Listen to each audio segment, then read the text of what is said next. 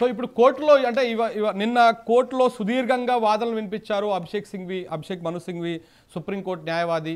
So ఆయన వాదనల సందర్భంగా Congress party కొంత హోప్ పెట్టుకున్నట్టు అనిపించింది. నిన్న మంత్రులందరూ హైకోర్టు దగ్గర హడావుడి చేశారు. అలాగే బీసీ సంఘాలకు సంబంధించినటువంటి నాయకులు కూడా అక్కడ దాన్ని కోర్టుని కంప్లీట్గా వాదనలు అవన్నీ కూడా పరిశీలించారు.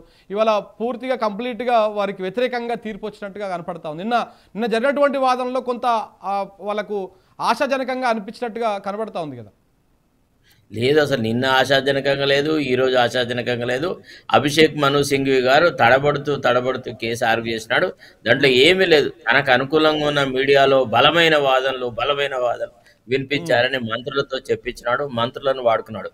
నేను ఎక్కడ అంటే 1983లో నేను జర్నలిజంలో చేరిన ఒక జర్నలిజం విద్యార్థిగా ఉస్మానియాలో జర్నలిజం చదువుకొని ఈనాడులో చేరి నేను ఎంతో మంది ముఖ్యమంత్రులను చూసినాను, ఎన్నో లెజిస్లేచర్ చూసినాను, ఎన్నో కేసులు చూసినాను. ఎక్కడ మంత్రులు హైకోర్టుకు వచ్చి విచారణలో పాల్గొన్న సందర్భం లేదు.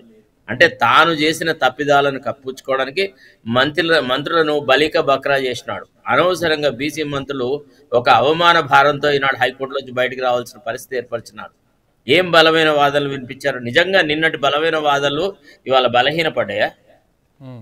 వాళ్ళు ప్రత్యేకంగా ఒక ప్రశ్న అడిగినాడు. ఏమని? అసలు పంచాయతీరాజ్ ప్రొవిజన్ అమెండ్ చేయకుండా జియో ఎట్లా ఇచ్చినారు మీరు అనేటువంటి ప్రశ్న వేసినారు. దానికి సమాధానం ఏమైనా ఉందా? ఏది లేదు. అసలు హైకోర్టు అడిగిన ఏ ప్రశ్నకు సమాధానం చెప్పకపోగా ఈరోజు హైకోర్టులో కేసు విచారణలో ఉండగా అనాలోచితంగా అనౌచిత్యంగా ఇవాళ నామినేషన్ల ప్రక్రియ స్టార్ట్ చేసిన తీరే రాష్ట్ర ప్రభుత్వం యొక్క అంటే ఒంటెద్దు పోకడకు ఒక నిదర్శనం. దాన్ని కూడా హైకోర్టు దృష్టిలో పెట్టుకొని ఉంటుంది.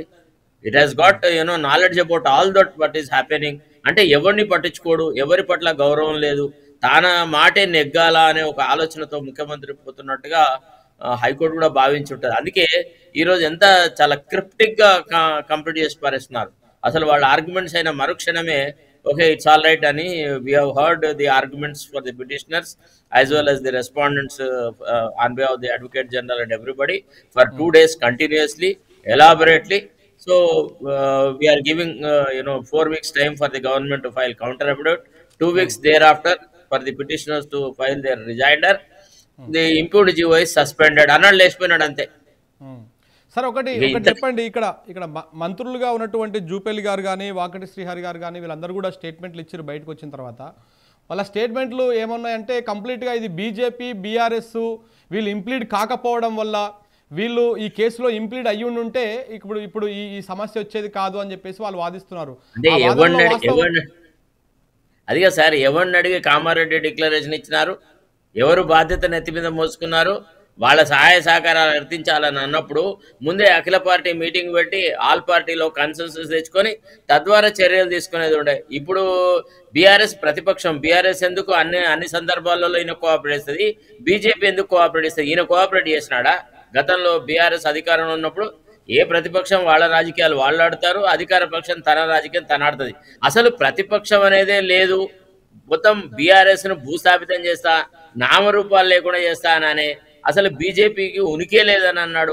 ప్రధానమంత్రి మోడీని బీసీఏ కాదు అన్నాడు. ఇట్లా ఈ వాచాలత్వానికి జరిగిన ఒక పనిష్మెంట్ ఇది.